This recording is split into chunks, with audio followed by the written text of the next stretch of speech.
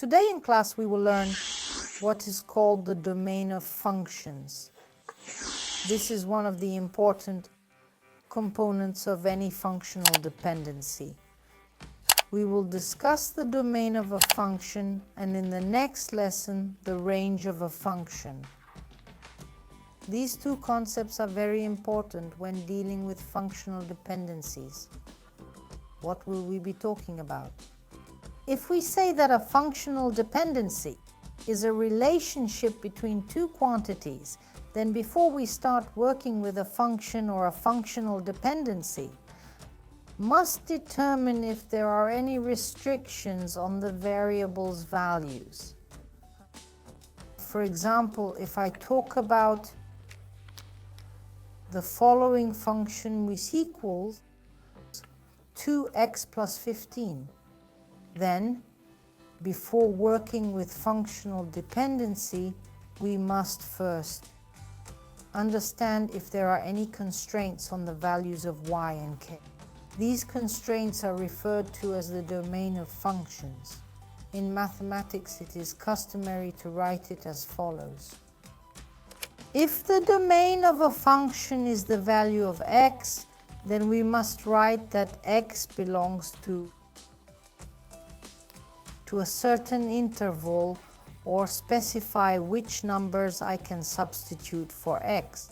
In our case, I can substitute any natural number for x, I can substitute any fractional number, I can substitute either a negative or a positive number.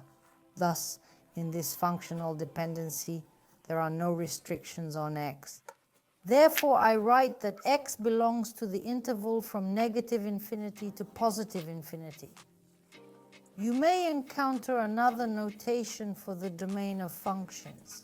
This notation looks like this. You write that the values of x can take on any values. With this notation, we define the value of the variable x and state that x can belong to the interval from negative infinity to positive infinity. Or we can note that x may belong to the set R. But in this case, we can ask whether there are any restrictions on x in the functional dependency at all. If I write down the following functional relationship, y equals 2 divided by x, then in this case I will recall the rule. If the variable x is in the denominator, then I will divide by some number.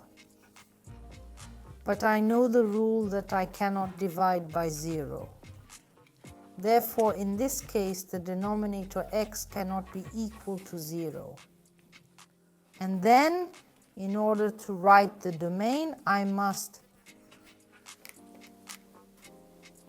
make the following entry.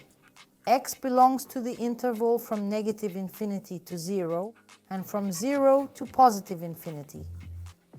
In other words, with this entry, I am saying that instead of x, I can substitute any number except 0, because I know the rule, you cannot divide by 0. Let's represent this expression as a set. I write down x, the set of values of x, such that x is not equal to 0. And when you see such a notation, you understand that I cannot substitute a value for x that equals 0. I can substitute all other values. Thus, I can find the value of y. Let's solve another example together, where we will find the domain of the function. If you see the following notation, f of x equals 5 divided by 2 minus x. In this case, I again see that my variable is written in the denominator, and then it is the value of the variable in the denominator that will change. Then I will ask the question, is there a restriction on x? Applying the same rule, I know that you cannot divide by 0, but if I substitute the value of 0 for x, I get 2 minus 0, which equals 2, and 2 can be divided. So, To determine the value that x cannot take, I will write 2 minus x is not equal to 0.